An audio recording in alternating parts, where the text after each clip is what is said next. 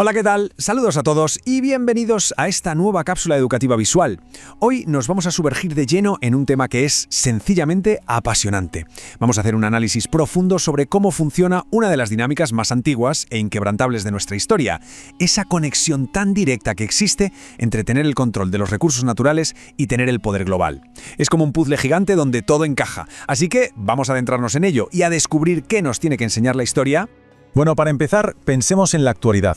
Desde hace ya un siglo, el petróleo se ha coronado como el motor absoluto de nuestro mundo. Es la base del sistema económico global moderno.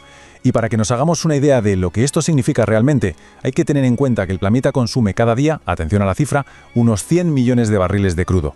Una auténtica locura. Es tan vital que cualquier pequeño cambio en su precio provoca una reacción en cadena brutal que afecta a todo. Y no hablamos solo de la gasolina de los coches, que va. Hablamos de los fertilizantes para la agricultura, los plásticos de la tecnología que usamos a diario y la base de casi toda la industria. Quien tiene la llave del petróleo tiene el poder de acelerar o frenar de golpe la economía mundial. Y claro, a nivel geopolítico, esto nos deja con un escenario muy claro. Hay un puñado de gigantes que son los que cortan el bacalao. Hablamos de Estados Unidos, Rusia, Arabia Saudita, China, Brasil y los Emiratos Árabes Unidos. Quien controla la extracción de todo ese crudo y sus derivados no solo maneja un mercado de muchísimo dinero, sino que tiene en sus manos un poder político incalculable. Al final, las alianzas, los tratados o la diplomacia internacional giran casi siempre en torno a la seguridad energética. Quien posee el grifo de la energía impone las reglas del juego. Pasamos ahora a la primera sección clave, la regla del poder y su plano temporal.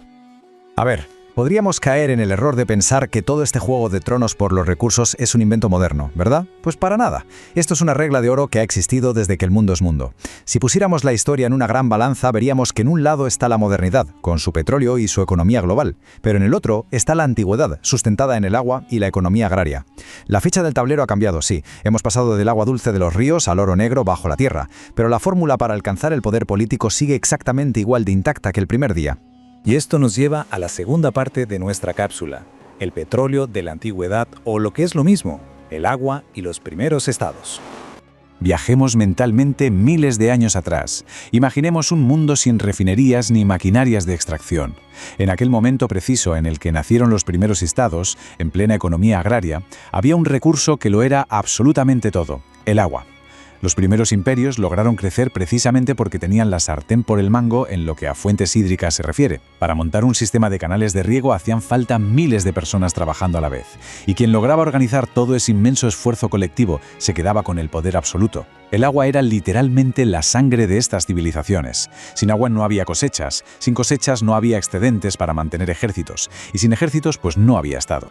Vamos a ilustrar esto en la tercera sección. Egipto y el Nilo, el primer gran imperio de la historia. Hay una frase súper famosa del historiador griego Heródoto que dice: Egipto es el don del Nilo. Y la verdad es que dio en el clavo por completo. El imperio egipcio dependía de ese río para su propia supervivencia.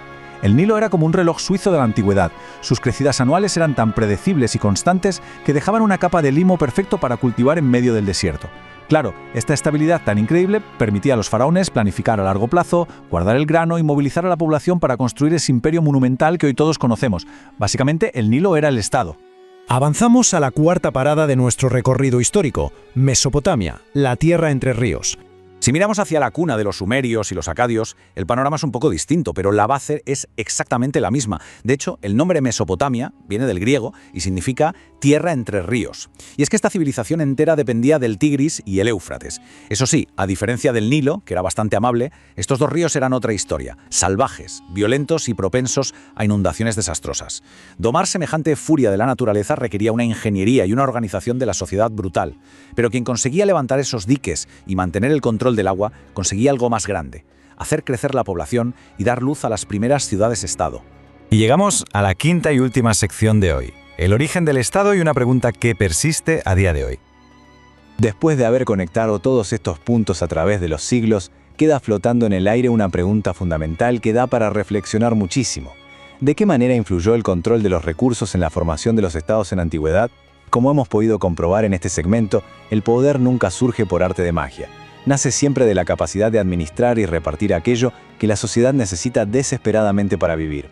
Ya sea contemplando las majestuosas pirámides del Nilo o los modernos rascacielos de las grandes capitales petroleras, el principio es exactamente el mismo. El verdadero motor del mundo ha sido, es y será el poder de los recursos. Muchísimas gracias a todos los que nos han acompañado en esta exploración histórica y hasta la próxima entrega.